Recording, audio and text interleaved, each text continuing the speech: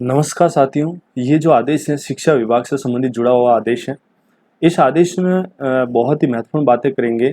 इसमें हम जो प्रभारी होता है या शाला रक्षण प्रभारी होता है, बोर्ड प्रभारी होता है, कक्षा अध्यापक होता है, उसके क्या-क्या कार्य होते हैं, उस तमाम कार्यों के बारे में बहुत यहाँ इसमें बताया गया है। इस आदेश में ये स्पष्टीकरण किया गया है कि किस व्यक्ति का क्या कार्य होगा। विद्यालय स्तर पर कौन से व्यक्ति का कौन-सा कार्य होगा, इस पर स्पष्ट रूप से दिशा निर्देश दिए गए हैं। चलिए इस आदेश को थोड़ा-सा विस्तार से जानने का प्रयास करते हैं और जो भी साथी यदि कभी इस आदेश को लेकर यदि कन्फ्यूज़न हो, तो मुझे कमेंट बॉक्स में कमेंट करके ज़रूर बताएँ कि यदि कोई नवीनतम आदेश आएगा, हम और उसको और स्पष्टीकरण करने का प्रयास करेंगे। अभी तक देखिए शाला दर्पण पोर्टल, ये जो हमारा जो आदेश जारी हुआ है साथियों, कि ये हुआ है कार्यालय निदेशक माध्यमिक शिक्षा राजस्थान बीकानेर द्वारा, यानी निदेशक महोदय द्वारा ये आदेश जारी किया गया है और ये आदेश की जो तिथि है 22/6/2020 रखी गई है। 22/6। शाला दर्पण पोर्टल राज्य के स्कूल शिक्षा विभाग के अत्यंत महत्वपूर्ण और ऑनलाइन सूचना प्रणाली का एक महत्वपूर्ण हिस्सा बन चुका है शाला दर्पण। ये आपको पता है कि शाला दर्पण एक बहुत ही महत्वपूर्ण एक पोर्टल बन चुका है, जिसके माध्यम से सीधे संस्था प्रधानों द्वारा सूचनाएं अपलोड और अपडेट की जाती हैं। ये सारी की सारी विद्यालय स्तर पर जो सूचनाएं होती हैं वो अपडेट की जाती है, जिनका विभिन्न उद्देश्यों वृहत स्तर पर इसका उपयोग किया जाता है। इसका उपयोग सरकार द्वारा बहुत बड़े स्तर पर किया जाता है, बहुत अलग अलग उद्देश्यों के लिए अलग अलग इसका उपयोग भी किया जाता है।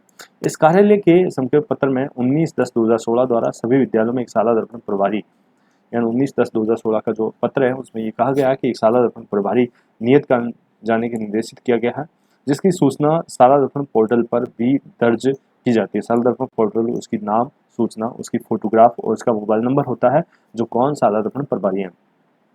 शाला दर्पण पोर्टल पर वर्तमान में विभिन्न मॉड्यूल के माध्यम से अनेक प्रकार की सूचनाएं अपडेट की जाती हैं, लेकिन प्राय देखने में आता है कि कार्य की अधिकता के कारण कई बार शाला दर्पण प्रभारी कई सूचनाएं यथासंभव और या त्रुटि रहित अपडेट नहीं हो पाती हैं।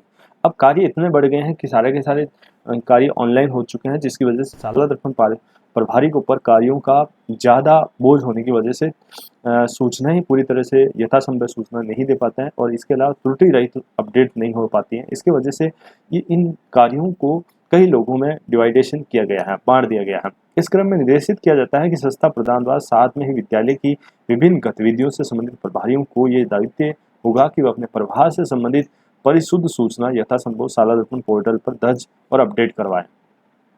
उदाहरण के लिए विद्यालय संबंधी प्रमुख प्रभारों के संबंध में शाला दर्पण प्रभारी के साथ साथ अंगीकृत विनोसार संबंधित प्रभारी कार्मिकों द्वारा दायित्व निर्धारण किया गया है।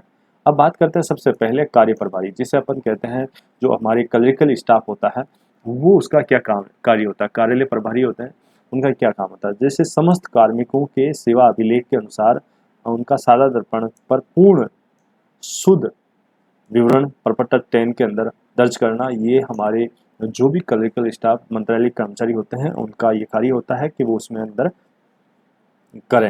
यानी जितने भी जो शाला दर्पण पर पूर्ण जो शुद्ध कार्मिक हैं उनका सब प्रपत्र 10 दर्ज करना चाहिए। उनके कार्य मुक्ति और कार्य ग्रहण की इंफ्रास्ट्रक्चर का विवरण होना चाहिए। विद्यालय प्रोफाइल उनकी पूरी होनी चाहिए। इसके अलावा कार्मिक में उपस्थिति और अवकाश, इसका सबका डाटा होना चाहिए। यानी सर्विस बुक भी एकदम ओके होनी चाहिए। ये हमारे कार्यालय प्रभारी का कार्य है। दूसरा कार्य आता है कक्षा अध्यापक। कक्षा अध्यापक अपनी जो कक्षा अध्यापक बनाता है, हर कक्षा का कक्षा अध्यापक होता है, वो कक्षा अध्यापक अपने समस्त छात्रों को प्रवेश और पुनः प्रवेश, नाम, पृथक्करण, इसके अलावा प्रपत्र 7, प्रपत्र 7A तृतीय भाषा में वैकल्पिक विषय की संबंधी पूर्ति, प्रपत्र 9 की परिशुद्ध पूर्ति और छात्र उपस्थिति सूचना, कक्षा क्रमोन्नति, साइकिल, ट्रांसपोर्ट वाउचर, ऐसे पात्र विद्यार्थियों की सूचना उपलब्ध कक्षा अध्यापक द्वारा उपलब्ध करवाई जाएगी। किसको? शाला दर्पण प्रभारी को। इसके अलावा निःशुल्क पाठ्य पुस्तक वितरण प्रभारी, जो भी निःशुल्क पाठ्य पुस्तक प्रभारी होते हैं वो संबंधित संपूर्ण विवरण और समय शाला दर्पण पर दर्ज करना होगा। इसके अलावा छात्रवृत्ति प्रभारी, छात्रवृत्ति के पात्र सभी विद्यार्थियों संबंधित संपूर्ण विवरण यथासंभव शाला दर्पण पोर्टल पर अपलोड करने संबंधी संपूर्ण कार्य छात्रवृत्ति प्रभारी करेंगे। परीक्षा प्रभारी, परीक्षा प्रभारी में 2 परीक्षा प्रभारी होते हैं, एक लोकल परीक्षा प्रभारी होते हैं और दूसरा बोर्ड परीक्षा प्रभारी होते हैं। तो ये दोनों ही अपने अपने कार्य करें।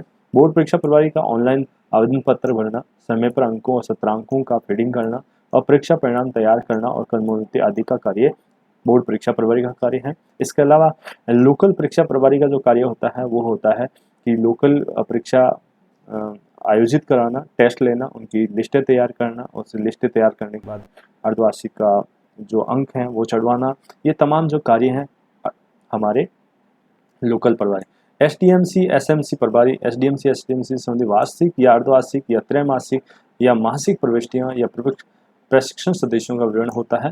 बैठकों का समय पर विवरण और बैंक खातों आदि संबंधी विवरण आदि भी कार्य होता है। उत्सव प्रभारी समय समय आयोजित होने वाले विभिन्न प्रकार के उत्सवों से संबंधित वांछित सूचनाएं सालार्पण पर यथासंभव प्रविष्टियां का दर्ज करना ये उत्सव प्रभारी का कार्य है।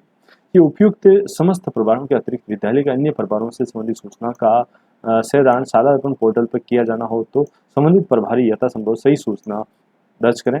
तो संबंधित तो उपयुक्त निर्देशों का तत्काल पालना और कार्रवाई की जाने की सुनिश्चित की जाए। ये हमारे माध्यमिक शिक्षा के जो महानिदेशक महोदय हैं उनके द्वारा ये आदेश जारी किया गया है। तो उम्मीद है साथियों आपको पूरी तरह से सालार्पण पर कैसे कार्य करने हैं, किस कार्य में क्या कार्य हैं, उन तमाम सूचनाएं आपको प्रेषित की गई हैं। तो ये आप समझ में आ चुका होगा और मुझे उम्मीद है कि इस आदेश को बहुत ही विस्तृत रूप से समझाने का प्रयास किया है। धन्यवाद साथियों, मिलते हैं अगले वीडियो में। तब तक के लिए जो भी साथी इस चैनल पर पहली बार हैं इस चैनल को सब्सक्राइब कर लेना, क्योंकि हम लेकर आते हैं शिक्षा विभाग से जुड़ी महत्वपूर्ण सूचना जो आपके लिए बहुत ही लाभदायक होती हैं। जय हिंद, जय भारत।